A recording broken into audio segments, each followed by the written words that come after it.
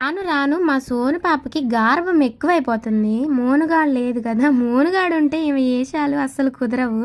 మిర్చిలో ఉన్నప్పుడు మొదలుపెట్టింది నాకు ఐస్ క్రీమ్ కావాలని. ఇంటికొచ్చేదాకా ఒకటే ఏడుపు. నా దగ్గర ఇప్పుడు డబ్బులు లేవు నాన్న, ఇంటి దగ్గర ఉన్నాయి, ఇంటికి వెళ్ళిన తర్వాత మళ్ళీ వచ్చి కొనుక్కుందామంటే ఆహా లేదు నాకు ఇప్పుడే కొనియాలని ఒకటే చికాకు చేస్తుంది. 2 బీక బుద్ధి అయిందిలే కానీ ఎందుకులే వాళ్ళ నాన్న ఉన్నారని మెదలకుండా ఉన్నా. ఇంటికి వచ్చేసి డబ్బులు తీసుకొని బైబిల్స్ ఇంట్లో పెట్టేసి వెంటనే బేకరీ దగ్గరికి అయితే వెళ్ళి ఐస్ క్రీమ్స్ ఆమెకి నచ్చినవి అయితే కొనుక్కొని వచ్చాము. ఇందులో ఏమేమి తీసుకున్నామో తెలుసా? చాలా రకాల ఐస్ క్రీమ్స్ ఉన్నాయి.